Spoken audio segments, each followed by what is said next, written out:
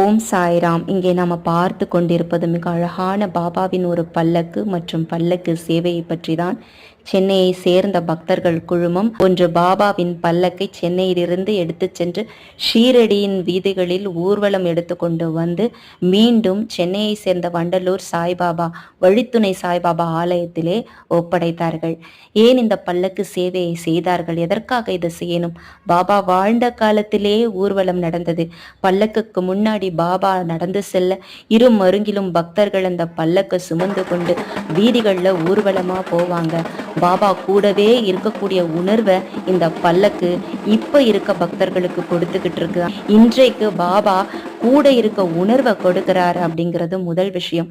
இன்னொன்று, பக்தர்கள் என்னை எவ்விதமாக நம்புகிறார்களோ அவ்விதமாகவே நான் இருந்து அவர்களுக்கு காட்சி கொடுக்கிறேன், வழி நடத்துகிறேன் என்கிறார் பாபா.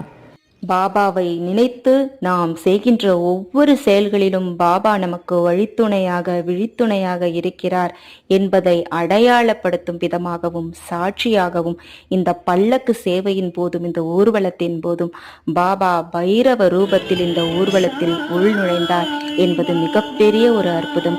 இது காண கிடைக்காத காட்சி. இந்த சென்னையை சேர்ந்த குழுமத்திற்கு இது இரண்டாவது அனுபவம்.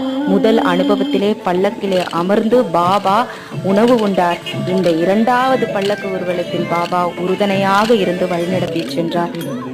பாடல் கீர்த்தனைகளுடன் கூடிய இந்த பல்லக்கு ஊர்வலத்தில் பாபா வழித்துணையாக இருந்தார். வழித்துணை பாபாவின் கோவிலுக்கு செல்ல வேண்டிய பல்லக்கு என்பதாலோ என்பது அவருக்கு மட்டுமே தெரிந்த உண்மை. இங்கே கோலாட்டம் ஆடும் பக்தர்கள் அனைவரும் ஆந்திராவை சேர்ந்தவர்கள். ரயில் பயணத்தின் போது சென்னை பக்தர்களுடன் அறிமுகமாகி இந்த பல்லக்கு ஊர்வலத்தில் பங்கு கொண்டவர்கள் என்று சொன்னார். பாபாவின் இந்த மகிமையை சொல்வதற்கு வார்த்தைகளே இல்லை. இப்பொழுது இந்த ஊர்வலத்தை ஏற்பாடு செய்த பக்தர்களை பார்ப்போம். ஓம் சாய்ராம். என்னுடைய பெயர் சுந்தரமூர்த்தி. பையனூர் மகாபலிபுரம் அருகில் உள்ளது. இன்னும் வந்து ஜிஎம்மா, அவங்க துர்கா சாய்ராம், இவங்க பெருங்கலத்தில் இருக்காங்க. இவங்க மூலிமா எனக்கு சீரடியில் ஒரு பல்லாக்கு எடுத்து சீரடியை சுற்றி பல்லாக்கு எடுத்துகிட்டு வரணும்னு சொல்லிட்டு என்கிட்ட சொன்னாங்க. அதனால் இந்த பல்லாக்கை சாய் அருளால் செஞ்சு ஒரு 35 பேர் நாங்கள் அந்த பல்லாக்கை எடுத்துகிட்டு சீரடி போய் சீரடியை பாபாவை கோயில் முழுக்கமாக சுற்றி மறுபடியும் எடுத்துகிட்டு வந்து இந்த வண்டலூரில் உள்ள சாய்பாபா ஆலயத்தில் இந்த பல்லாக்கை நாங்கள் நல்லபடியாக ஒப்படைத்து விட்டோம். ஓம் சாய்ராம். ஏற்கனவே ஒரு பல்லாக்கு பம்மன் பாபாவுக்கு ரன்னிங் பண்ணியிருக்கோம். இது 2வது பல்லாக்கு. இங்கே 3வது ஒரு பல்லாக்கு ஜனவரியில் எடுக்க போகிறோம்.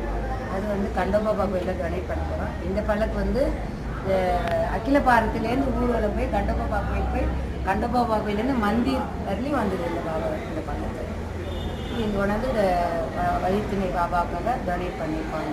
நம் மனம் என்ற பல்லக்கில் பாபாவை ஏற்று நாம் சுமக்கிறோம். பாபா நம் மனதின் பாரங்களை சுமக்கிறார்.